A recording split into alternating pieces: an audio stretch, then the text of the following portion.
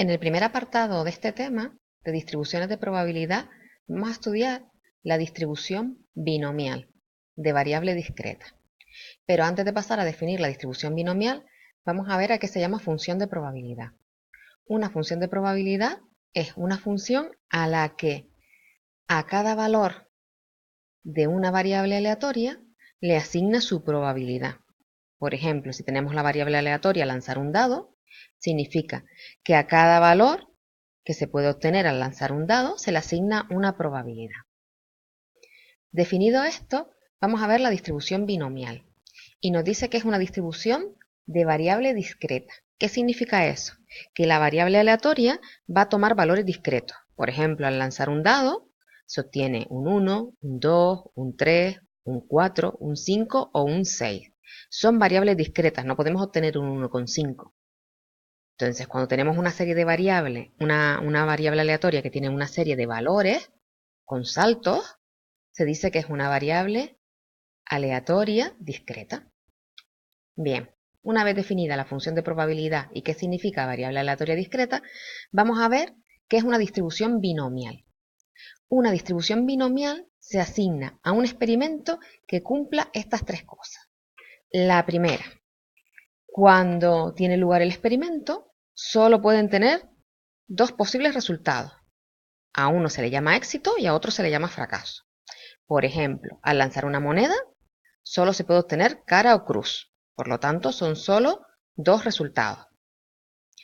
Por ejemplo, el experimento de lanzar un dado y ver si sale un número par o impar, también tiene solo dos resultados, porque cuando yo lanzo el dado me fijo si el número obtenido es par o impar. Por tanto, esa también sería una variable discreta que cumple este primer apartado, que tiene solo dos posibles resultados. El segundo es que la probabilidad de un suceso sea constante, es decir, cuando yo lanzo una moneda, la probabilidad de cara es 0,5, tengo la mitad de posibilidades de sacar cara. Y si la lanzo dentro de un rato, la probabilidad de obtener cara vuelve a ser la misma, es decir, el valor de la probabilidad no cambia de un resultado de una vez que se realiza el experimento a otro. Y en tercer lugar, que el resultado obtenido en cada prueba es independiente. Antes veíamos que la probabilidad no variaba, pues el resultado tampoco varía. Es decir, que si yo lanzo una moneda y la primera vez sale cara, si la vuelvo a lanzar, podría salir cara o cruz, independientemente de que en la prueba anterior se obtuviese el resultado de cara. Bueno, pues un experimento será una distribución binomial si cumple estas tres características. Y ahora vamos a ver cuál es la definición. Una distribución binomial se representa con la letra B y entre paréntesis sus parámetros. ¿Qué son los parámetros? Pues los números que la representan. En este caso, la binomial está representada por n, donde n es el número de pruebas del experimento, es decir, si yo lanzo una moneda 5 veces, n será el número de pruebas, será 5. Y p es la probabilidad de éxito. Veíamos que una variable discreta que siguiera una distribución binomial podía solo tener dos resultados. Pues a uno de esos resultados lo llamamos probabilidad de éxito. A la probabilidad de uno de esos resultados lo llamamos probabilidad de éxito.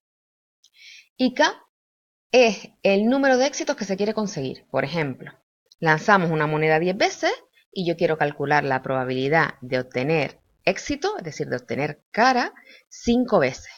Si la lanzo 10 veces, n sería 10, p es la probabilidad de obtener cara, que es 0,5, y k es el número de éxitos que se quiere conseguir. Yo dije que se querían obtener 5 caras, pues k será igual a 5. Como el experimento solo tiene dos resultados y p es la probabilidad de éxito, la probabilidad del suceso contrario, es decir, la probabilidad de fracaso, sería 1 menos p. ¿Qué podemos obtener? ¿Qué parámetros se pueden obtener? Pues la media, la varianza y la desviación típica, que vienen aquí las fórmulas. Ya veremos cuando las apliquemos en los ejercicios. ¿Y cómo se calcula esa probabilidad de obtener 5 caras?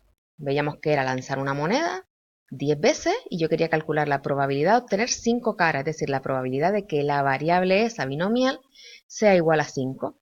Y se obtiene con esta fórmula, que es un número que se coloca entre paréntesis n sobre k, que es un número combinatorio, ahora veremos cómo se calcula, por la probabilidad de éxito elevado a k y por la probabilidad de fracaso elevado a n menos k.